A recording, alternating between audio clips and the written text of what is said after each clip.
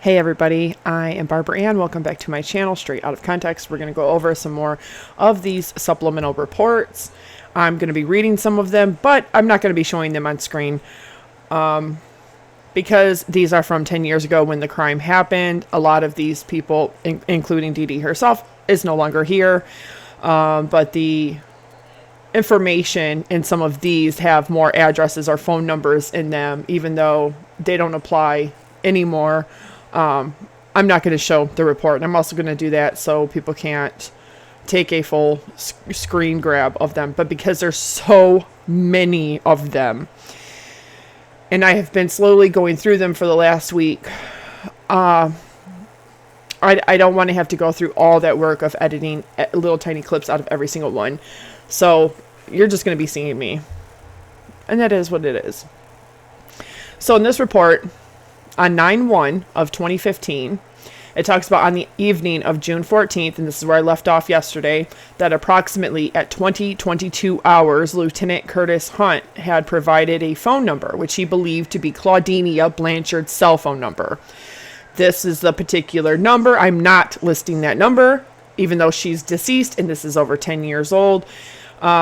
It says that I contacted dispatch and requested that they have the number pinged. At 20:37 hours, the phone carrier, T-Mobile, advised that the phone was turned off. At 21:27 hours, T-Mobile advised that the phone had not been active for the last 7 days. So that puts that at June 7th, 8th, 9th, 10th, 11th, 12th, 13th, 14th. Yeah, so that puts that at least the 7th, maybe the morning of the 8th.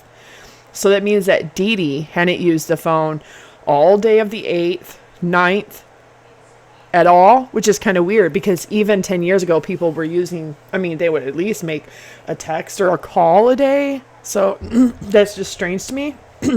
Excuse me, let me take a drink real quick. But it also said the other phone that they had, that was a different number, and that was with a different carrier. That was AT&T,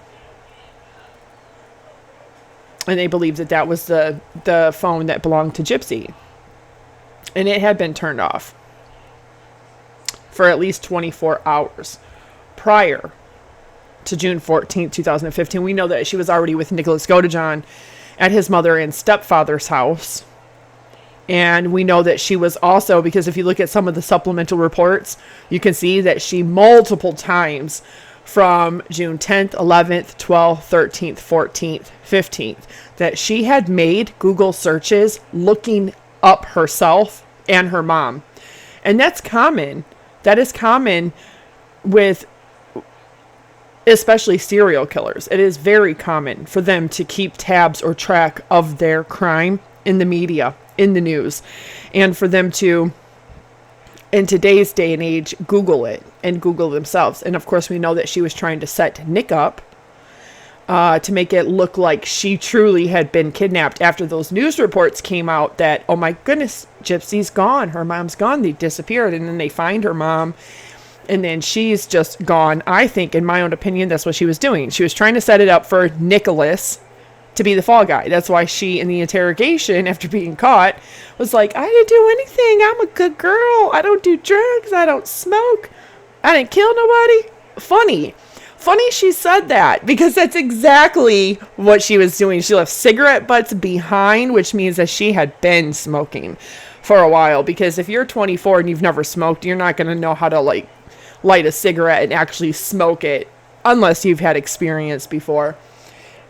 That she doesn't do drugs. Of course, she admitted multiple times that she stole her mother's pain medication. She had dental rehab where she was even getting 5 pain pills herself, that she was taking Xanax, but it was her mother that was being prescribed these things in a monthly quantity. And so she had been caught back at 19 years old when she was trying to run away with Dan Glidewell and tried to run away again. Caught taking not only money, but her mother's hydrocodone, which is also known as Vicodin at the time, but that was been discontinued. Now Norco, very, very, very addicting substance. And her mother's Xanax. And we know that she certainly took her mother's life. So it's so funny that she's trying to manipulate and gaslight very seasoned law enforcement officials, detectives that work in homicide, that I'm a good girl, I didn't do nothing, it was all Nick. Did he tell you? Did he tell you that he threatened to take his own life if I didn't do this? Yeah, the whole thing with the bitch is dead Facebook post, and then the second post she made, which talks about how I R-worded her daughter and then slashed that FPIG. Yeah, that was all Gypsy trying to set Nick up. So that way when she was found, and I think that's why she turned the phone off between June 13th and June 14th. Turned it off because she knew that they were going to be able to track it. And that's exactly why she freaked out and made the Facebook post trying to set it up as if Nick abducted her. But she forgot that there's video of them at the Days Inn. There's video of them getting the tickets at the Greyhound. There's video of them getting out of the taxi. She wasn't being held against her will. She wasn't being forced. But that's just, my opinion. She hasn't been honest about everything that happened or the crime then, and she hasn't now. But people that commit these kinds of heinous crimes, you can't believe what they say. Because if you're going to be caught in all these little lies and inconsistencies, what can anybody trust? What can anybody trust to be the truth? And now she's trying to say because of trauma, she has all these parts of her life that are blacked out and that she can't remember them. Everybody, 96% of all people on planet Earth, all 8 billion people, suffer some kind of trauma, whether it be childhood trauma, whether it be sexual trauma, whether it be loss and grief, mental disability, mental illness, mental health issues, anxiety, depression. It could be a more egregious mental illness. They also can suffer addiction issues, alcoholism. So if you really consider that on a scale, I like to motion through life and move through life under this, knowing the statistics of 8 billion people across 195 countries, that every person that I'm going to come in contact with in my life, I'm just going to assume that they're the over 9 out of every 10 people that has had some kind of trauma, has suffered some kind of trauma. And that takes not only compassion, consideration, empathy to motion and move through life that way, but it's the same thing with me. Knowing what I've been through, knowing that what I've lived through, knowing what I have suffered through, knowing what I have gone through medically. So with Gypsy, it's not even her, because she's not that interesting of a character, but the behavior, the actions, the words, the choices, even 10 years ago to now, that she has done, that's what makes it interesting, is to see how somebody can be such a pathological liar, especially in today's day and age where everything that she has done with mainstream media has been recorded. It is on YouTube. It is readily available on multiple different platforms that all 8 billion people across planet Earth can make their own content, their own thoughts, feelings, opinions, reactions, commentary based on those documentaries, the TV shows, the interviews, the books, all of it. But it's so hard to believe her story because it has been disproven so many little inconsistencies.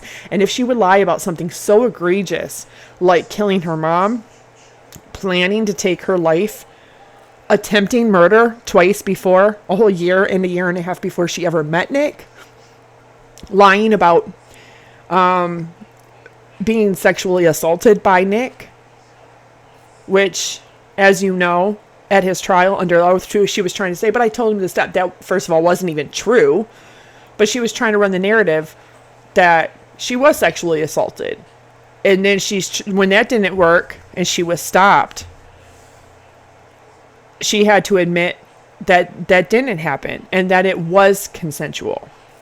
because they had already previously had a deposition of her talking about exactly that. So that's why they had reiterated and re-asked her those questions. And she was trying to say, well, I told him to stop him. So that is exactly what brought me to the Gypsy Rose Blanchard case on October 12th of 2023, was when the trailer dropped for the prison confessions of Gypsy Rose Blanchard. And that's when I noticed that. And I said, okay, this person is not only accused of this really heinous crime, she got caught. She had to admit that she had orchestrated that. She didn't even get charged with the 2 attempted murders of her mother before. And all we have heard from her is just lie after lie after lie. Now, that's not to say that every single thing that Gypsy has said is a lie. She's very, very cunning and conniving about utilizing the truth, somebody else's truth, like Ryan being on medication, being on methadone, in order to weaponize that against him, in order to harm him, to cause trauma and abuse to him. But that's self-preserving. And that's the part to me that is really interesting, is how can anybody go through life behaving that way, talking that way, just manipulating absolutely everybody that they come into contact with. And then when they can't, and especially if they can't control them, that's what they do. They abuse you and cause trauma to you. And then they excuse it away with a whole bunch of lies or omitting things. And with Gypsy, it's just really fascinating to see that after almost 2 years of being out, that she's still being caught in all these little lies and inconsistencies. You wrote a whole entire book, did a whole other memoir, but now you're saying that you have huge chunks of time that are gone. Then why did you write a whole book?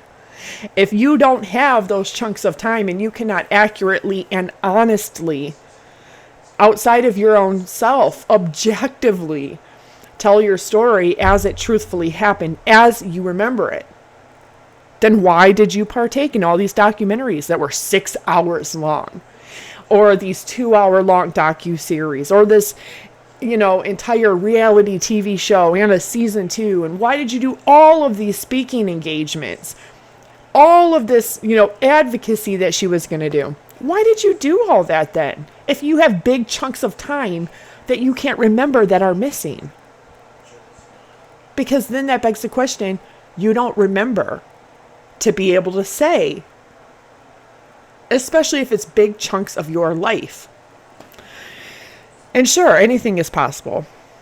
But I've talked to a lot of people that have gone through abuse and trauma like I have, or SA, in their lifetime, and have struggled with mental health or addiction issues, largely due to that kind of trauma. And especially with substances or alcohol, a lot of times that's to numb, to really numb a lot of it. And even that doesn't make you forget. So that's bizarre to me that she's trying to run that narrative that she just completely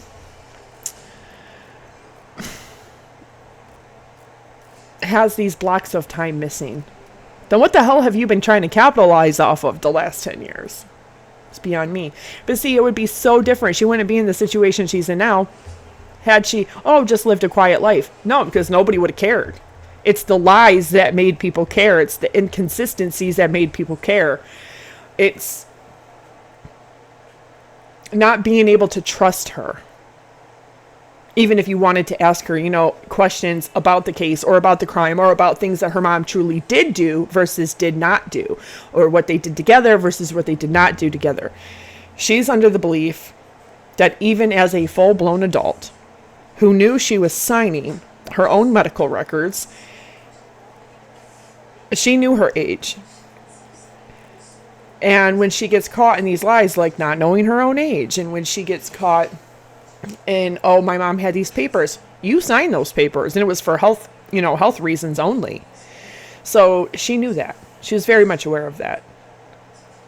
It makes you question, can you trust her with anything?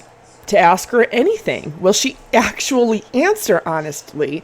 Because every time she's clapped back to content creators in the comment section, all she's done is be so focused on clapping back and trying to be proven right, that she forgets a lot of the stuff she's saying is actually proving herself wrong. And we've seen that recently with her going off about being admitted into the hospital for a whole month and having swallow tests done. And, that's really funny because that reminds me of 2024 with the whole adaptive Kate thing. With her leg, they were wondering, why is her leg not getting better? Her heel, her foot, all these surgeries that have happened, why is it not getting better? And they admitted her into the hospital for a month to separate, an almost adult person away from their mother to see what is happening here. And it doesn't get better, or they're running tests, because no hospital is keeping you there for a month for no reason. Like, there's got to be something serious going on for them to not only bill the insurance, but they've got to be trying to figure out something. And it just kind of reminded me of the adaptive Kate story when she was admitted into the hospital for a month, separated from her 4 siblings, her mother, her father, and put in there. And meanwhile, her heel is supposed to be getting better, but it doesn't, because she's still in there for a whole month. And then they end up, doing this whole other skin graft surgery, and that ends up picked off. But if you're in the hospital for a month, they're separating you from the parents. And that's exactly how they've caught 2 different people that truly have Munchausen syndrome by proxy. Except for in the case of Maya Kowalski, because they actually thought she's the one that had Munchausen. And so they thought, putting a camera in the room, that they were going to be able to catch her walking around and, not feigning this illness that she truly had. And that story. Her mother ended up taking her own life. She was a registered nurse. She actually has this autoimmune disease. They took her to Mexico to have the ketamine infusion treatment. She got better. And then the United States, with the doctors and the social services, they tried to take Maya and her brother away from the mother and the father, trying to say that the mother had Munchausen syndrome by proxy. They won over, I believe it was over $360 million in damages, because in wrongful death, punitive damages, emotional distress, physical distress, because in that process, not only did they abuse, a 9-year-old Maya, but it caused her mother so much emotional and physical distress that she took her own life. But it also caused her dad and her little brother an immense amount of distress. And that's why there's a whole Netflix series about Take Care of Maya. And we know how that case concluded. No doctor or social service or hospital today is going to falsely accuse somebody else of having Munchausen syndrome by proxy, because they're not going to want to pay out almost $400 million again. And good for them, because no amount of money is going to bring their mother back. And so the Gypsy Rose Blanchard case and her getting out of prison came at this really weird time, that not only was that case concluded, and Maya had taken the stand, and it was heartbreaking to really see how a false allegation like having Munchausen syndrome by proxy, how that can destroy your life. And cost her mother, being so distressed and upset, thinking that my children will be able to be with their dad, be with my husband, if only I'm not here. And that's exactly what happened. That distress of taking somebody's kids away from them, a registered nurse at that, when all they're doing is trying to find answers for this rare disease that their daughter had, and why she's having this pain, and why is she unable to use her muscles and her body like a regular 9-year-old. The whole thing was devastating. But that's what really made me interested and really made me start paying attention to this, because every single lie and thing that comes out of Gypsy Rose Blanchard's mouth, even to this very day, is all self-preservation for her. And she has a whole entire child now that's almost a year old. She says she doesn't owe anybody a fucking thing. What she owes everything to is her daughter. Then why didn't you tell the truth in the book? Conveniently, when all these lies, that they had to pull it off of Amazon, they had to pull it off of Audible, because they have to reissue an updated, edited version. So everybody that bought the audiobook has found out that it's gone. It disappeared. Why is that? It says because they have to issue an updated, corrected version of My Time to Stand. And I thought that was interesting. because Gypsy Rose Blanchard has also reiterated that same thing. But she lied. She lied in the TV show when she was sitting there in her stepmother and father's living room when all the books came in, and Christy's helping bring the books in, and Gypsy is still pregnant with Aurora, and she's saying that I'm so proud of this book. I not only wrote every page, which we know is a lie because the two ghost writers are, including Melissa G. Moore and Michelle Matrasani, I believe is how you pronounce her name. She is the literary agent. She's the literary agent for Melissa G. Moore. They're the ones who wrote the books. And Gypsy's sitting there saying, I'm so proud of this. This is my life story and all of this. And not only did I read every single page and go through it, she read every single page out loud when she did the audio for the audio book version. What's funny about that is that she got caught in a whole bunch of lies and inconsistencies. And then she says, but I didn't have time to go through it because I was pregnant and about to give birth. So I didn't catch some of it and I didn't go through it. But you did, because when you did the audio book version, you had to read it out loud, every word. So therefore you did read it. You should have been cognitively aware of what was being said. You should have caught every single lie and inconsistency. And that's why it's important to not only have a literary agent, but to have a good editor. Okay, so we're going to get into the next one. This is on July 16th, a month and a day after her and Nicholas Godejohn are caught in Wisconsin. This is the first phone contact with Claude and Laura Petrie, Gypsy's grandfather and step-grandmother. So it says on June 14th. Okay, now when I say the report time, a month and a day later, this is when this report was taken, okay? But it says this, on June 14th, 2015, at approximately 21:09 hours, I called Laura and Claude Petrie. Claude is the father of Claudinia Blanchard, and Laura is her stepmother. I'm not going to say that. That's their, dates of births, where they live, etc., or lived at the time. I contacted Laura and Claude to notify them that Claudinia and Gypsy were missing and to ask them if they had any knowledge of where they may be. Laura answered the phone. When I told her Claudinia and Gypsy were missing, she said, "Oh my God!" exclamation point. Laura then told me that she and her husband have not seen Claudinia and Gypsy for 16 years. That's a funny and a very common theme. Evans had said the same thing. Tate said the same thing. Bobby had said the same thing. So they weren't even in Missouri for just shy of 10 years. So they didn't see them for a whole 6.5 years before Hurricane Katrina. That's a long time. It's a really long time to live in the same state as your family and not see them. And that also means that those are a lot of years, almost 2 decades, that they did not know anything because they didn't see or talk to them.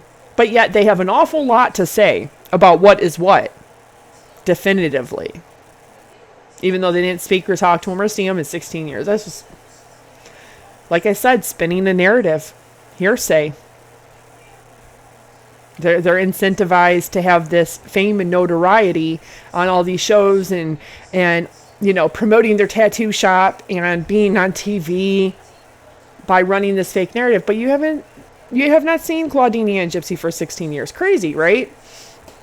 I asked if they have talked to them on the phone during that time, and she said that they have not. Laura said her husband helped Claudinia buy a car, and she left without paying for the car, so he had to pay for it. She said Claudinia also used her father's social security number to obtain credit cards. Laura said that they had to report the crime to the annex and to get it off of the record. She added Claudinia also did the same thing to her brother, indicating she obtained credit cards in his name too. Laura stated Claudinia does not want to get in touch with the family because she burned all of her bridges, and she said Annex is looking for Claudinia. Laura then had Claude speak with me. He told me she's been gone out of here a long time. He said he and the rest of the family have not spoken with Claudinia and have no idea where she is living. I advised Claude that his daughter is living in Springfield, Missouri. I asked if Claudinia hangs out with bad people, and he said he did not know, but that she was a moocher and tried to get everything she can out of people.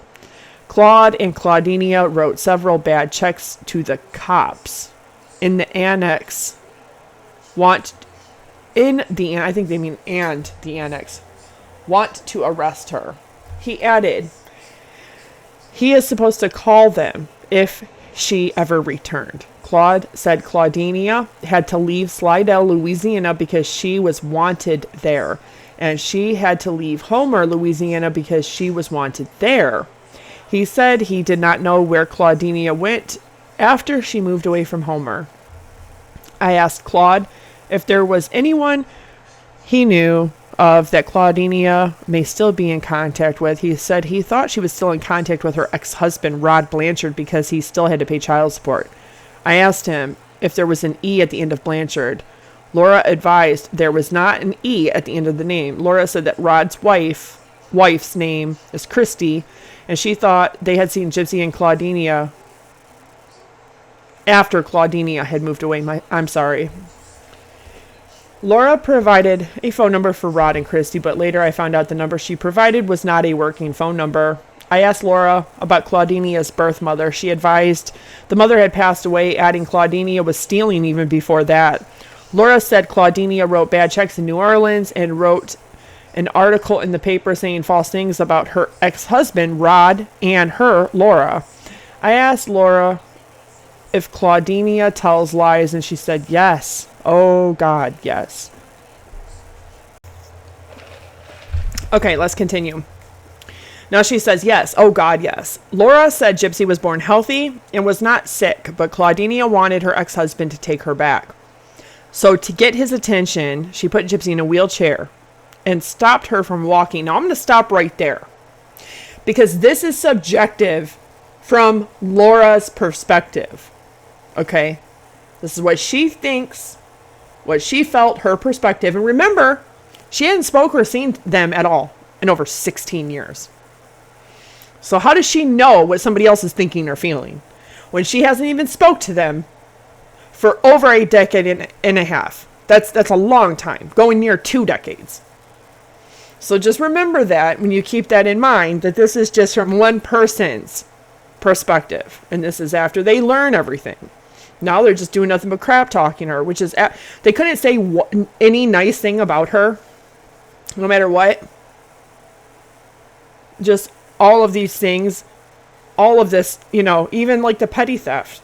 You know what she didn't do? She didn't murder her own mom, even though they tried to lie and run that narrative too.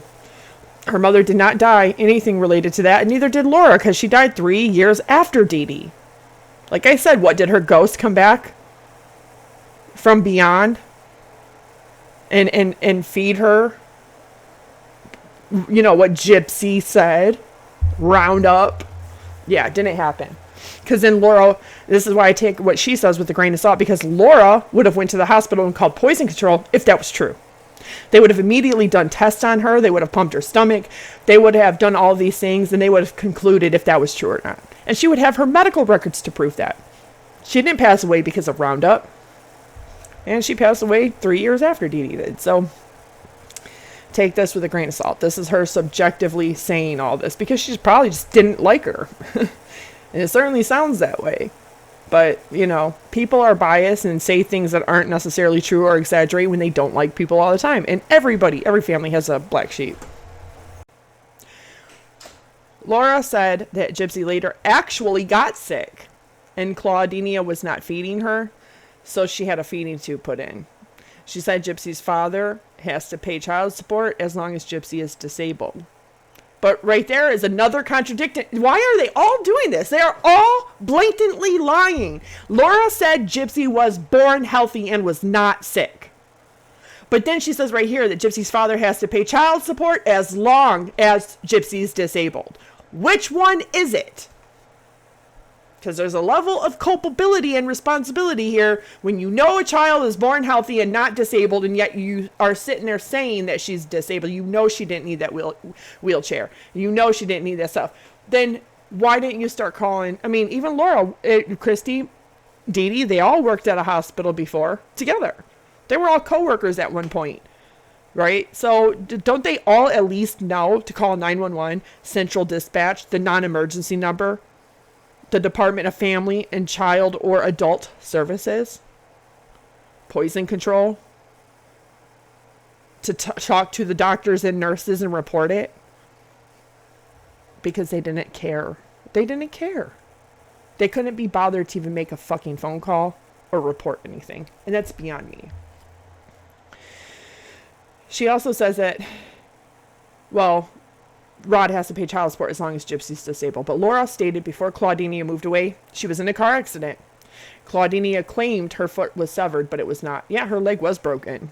That's true. She had rods in it. There's pictures of it. It was not only cut, and some bones were broken. She also had surgery on it. That's true. She lived with her dad. There are photographs of that. Her father even testifies to that.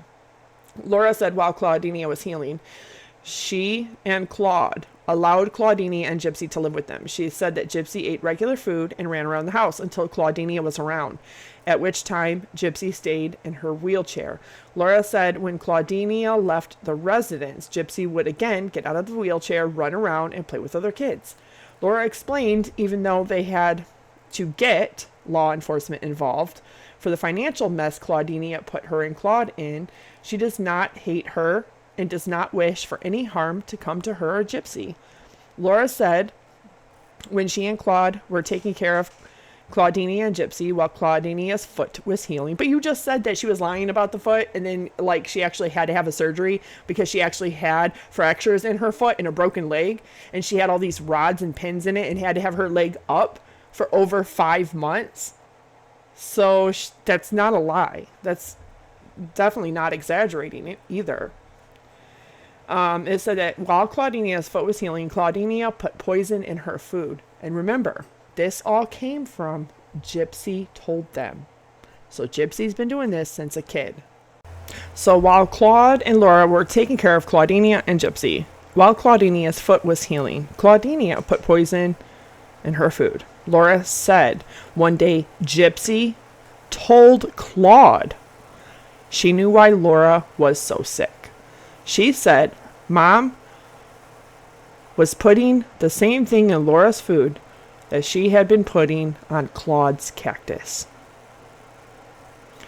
Gypsy said. Gypsy said. Gypsy lies. Gypsy lies. This is literally somebody who lied to Ryan Anderson recently, telling him all of these BS things about why she had to be divorced from him.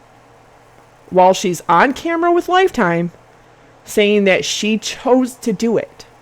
It was her choice because she's not in love with him. She's never been in love with him. That she thought she could make it work. And that despite and regardless whether or not Ken was in her life or not, that the marriage wasn't working and she wasn't happy. And yet Ryan sits there and actually buys her bullshit manipulation. How can you be that blind to believe what she's saying here when you have this whole digital box on TV and the internet where she's telling you in season 1 that she's not attracted to you, she doesn't love you, and she's divorcing you because she's not happy. Nobody controls Gypsy. Only Gypsy can control other people. And the moment that you can't be controlled, you're nothing to her. You're disposable. So she tells Laura, or Claude, and Claude tells Laura that Gypsy said this. That her mom is putting the same thing in Laura's food that she's been putting on Claude's cactus. Laura explained Claude had a beautiful cactus that he treasured, but it died. Laura said Gypsy claimed her mother had put the same vitamins on the cactus that she put on Laura's food. Laura said she was so sick, she had to stay in bed for 9 months. And you didn't go to the hospital, you don't have your medical records, you couldn't request a copy of those medical records, doctor's records, primary doctor's records, emergency records. Like all of those are going to be on file. You can go get copies of them as many times as you need to. She described Claudinia as evil and a smooth talker, adding Claudinia is going to make you believe anything. Well, She taught her how to be a good liar, one without any conscience. Sounds just like Gypsy. Laura said it was possible Claudinia was doing this for Rod to go and check on her. She suggested I call him and talk with him about it. That's how ignorant Laura was with her own bias towards Dee Dee, because she didn't like her. That she genuinely thought that after being heinously and brutally murdered in her own bed, in her own sleep, in her own home, that she was still just feigning away for Rod after 24 years. And that she was just doing this as a gimmick. I bet you she felt terrible when she found out the truth. That she wasn't. And it had nothing to do with Rod. So crazy. And it makes you wonder that if you've been sick for 9 months, why didn't you go to the hospital? Why didn't you go to your primary doctor? Why didn't you call 911 or poison control? But also, it's also insinuating that Dee Dee killed his cactus. If she killed his cactus, why is she putting vitamins in the cactus? Like Miracle Grow. Right? This is all hearsay. And like I said, had Gypsy went to trial, these are things that somebody would have had to put their hand in the Holy Bible and testify under oath, under the laws of God and man, to what is the truth and what isn't the truth. You can say this all day long, but there's no proof of it. And if I was sick for 9 months, if I was sick for literally, 3/4 of a whole year, my first thought would be to go to the hospital, to go to the doctor. It wouldn't have been 9 months. So if I'm feeling that bad, I'm going to go to the hospital myself or go see my primary doctor. So that's very strange to me. So this report was taken on July 1st, 2015. On June 18th, 2015, this is 3 days after Gypsy and Nick are arrested and found in Wisconsin on June 15. I conducted a follow-up interview with Denisha Storkson. I had previously spoken to Storkston on June 14th of 2015 regarding the last time she observed Claudinia and Gypsy Blanchard, who resided on the same street. After contemplating the last time she had observed Gypsy and Claudinia, she again recalled observing them driving through the neighborhood on June 10th, 2015, between 1200 and 1300 hours. She specifically recalled the date because she said it was the same day that the Schwann's food delivery service had called on the residences in the neighborhood. She could not recall any other pertinent information. But that's not true, because it had to have been June 9th, because on June 10th at 2 a.m.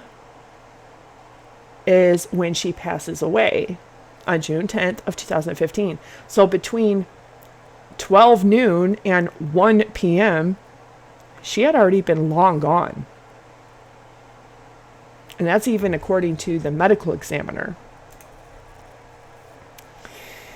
So, like I said, records are only as good as the people that are recalling them, that are transcribing them, that are reporting them, that are writing them down. Medical records, same thing. And people make mistakes. People make simple errors, like misspeaking or accidentally mishearing, misinterpreting something.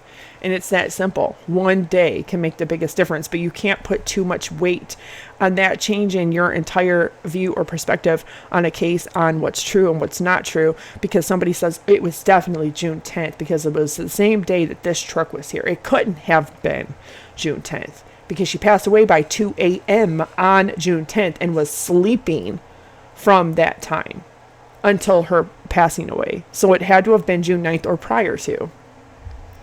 This is on July 16th, this report was taken. And it says DNA and evidence collection from David Blanchard on June 18th of 2015. On the afternoon of June 18th, 2015, I met with David Blanchard at his place of employment. The purpose of the meeting was to collect a DNA sample, fingerprints, an ink impression of David's shoes.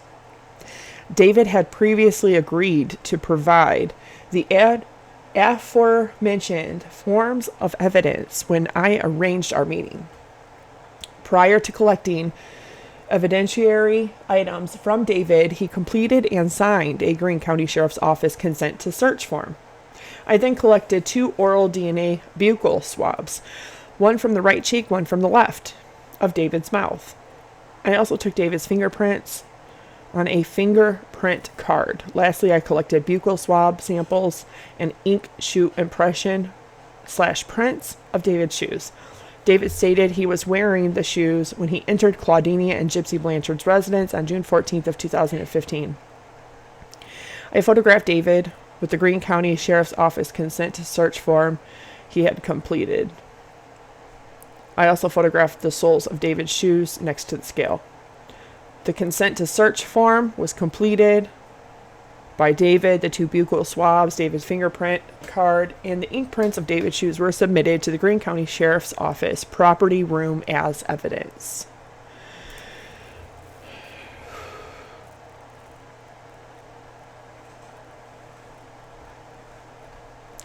Okay, now this is the last one I'm going to read for now, and this one's kind of long, but this was taken on July 22nd of 2015.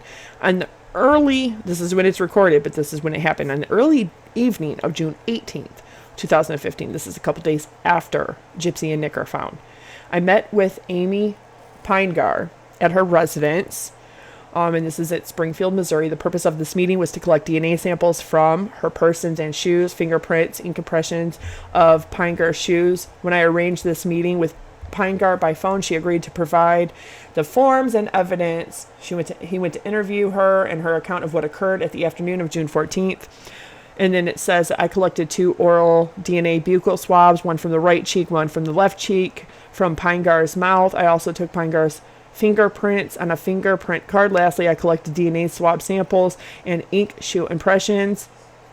Same thing as David. It says, we asked to recall what had occurred on the afternoon of June 14th. Pinegar stated she had received an unusual Facebook post from Claudinia and Gypsy Blanchard's Facebook page. After walking to the Blanchard's residence, she met with a neighbor, MAYRA Rose, and Claudinia and Gypsy's friends, David and Kimberly Blanchard, no relation, if you don't know that already. While all 4 persons were knocking on doors, windows, and attempting to see anyone inside through the residence's windows, Kimberly had called 911 and requested deputies be dispatched to the location. One Greene County deputy arrived on scene. Pinegar accessed the kitchen window of the residence and found it unlocked. David entered through the window and unlocked the front door. Pinegar and Rose then entered the residence with David. Pinegar stated she assisted David in searching the residence for anyone inside. Pinegar recalled one of the deputies on scene telling them not to touch anything inside the residence. However, Pinegar recalled touching a door in the hallway and the light switches in Claudinia's bedroom. When they were unable to locate anyone inside the residence, she and Rose exited through the front door, while David locked the front door from within and exited the residence through the window he had entered.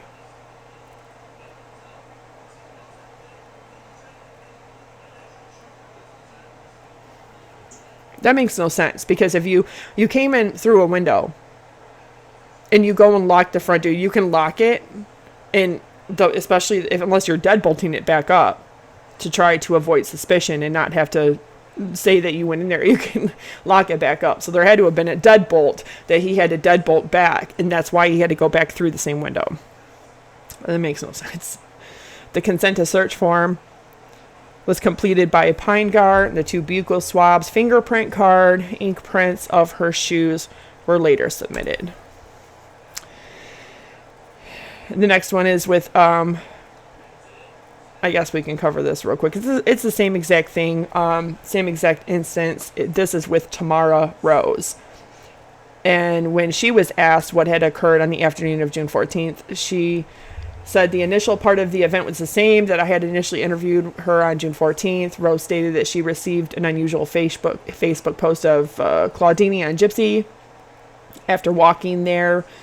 She knocked on the door in an attempt to check on the well-being of Dee Dee and Gypsy. Rose could not get anyone to answer the door. A male and female then arrived in a vehicle, contacted Rose at the location. They claimed to be friends of Dee Dee and Gypsy and had traveled to the location to check on the well-being of Dee Dee and Gypsy. Rose was not familiar with the male and female, but they were later identified as David and Kimberly Blanchard. Another neighbor, Amy Pinegar, also walked to the location to check on Dee Dee and Gypsy's well-being after observing the questionable Facebook message.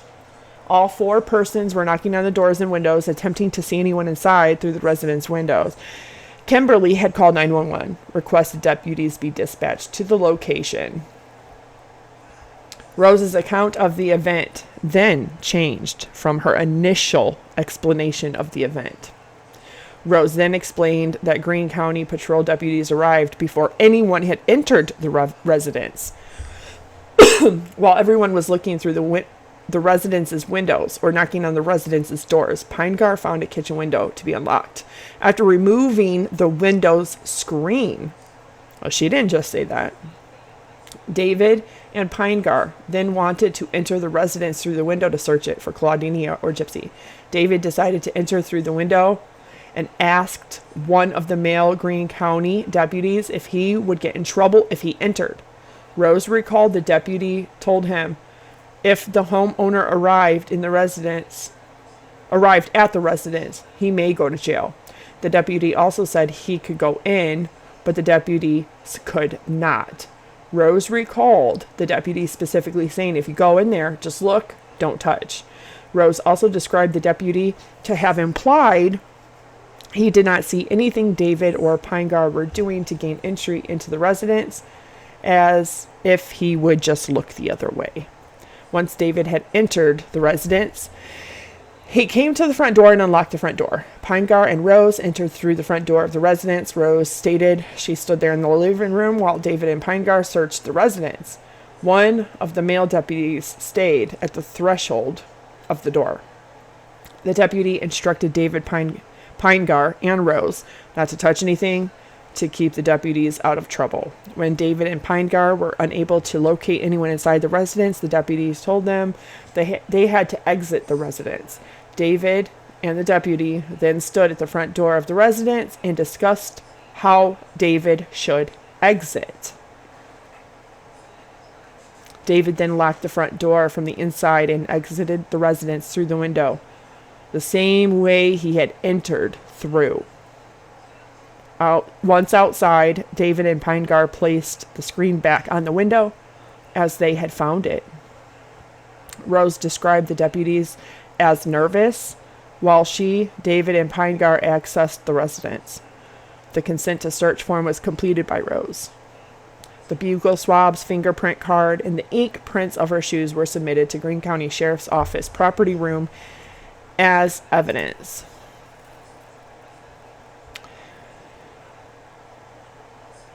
We'll go over this one too really quick. This is shorter. On June 16th, 2015, at approximately 16:31 hours, I conducted a telephone interview with Rachel Miller to obtain Miller's perceived knowledge of Gypsy Blanchard's medical and mental conditions, to which hospitals Blanchard had been admitted to.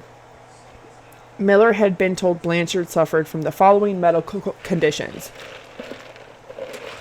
muscular dystrophy, paralyzation from the waist down. Remember, patient reported that herself. Gypsy Rose Blanchard told doctors that herself, that she couldn't feel from here down. It was tingly. She also told Nick that she lied to her mom from the age of 6 about being numb.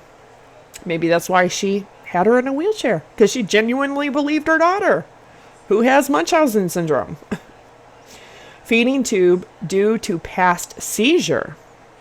Prone to seizures. Took pain medication for spinal pain.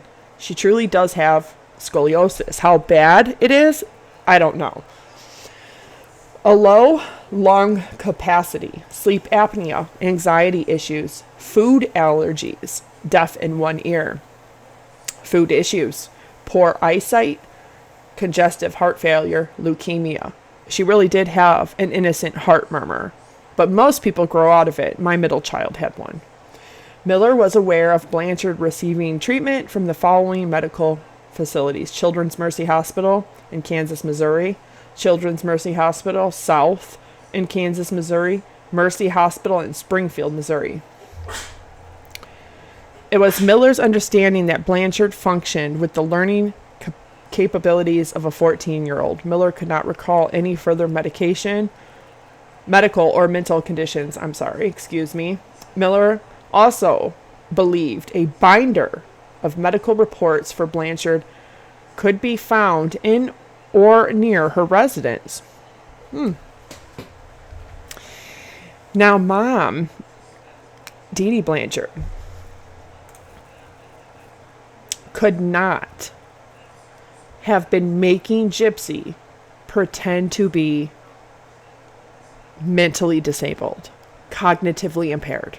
Gypsy Rose Blanchard would have been acting like she was cognitively impaired. That means she was partaking in it. Whether she was an adult or not, she was partaking in it.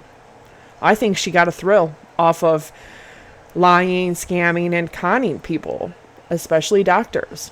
And there's a good chance she truly had Munchausen syndrome and was making her own mother believe some of these things.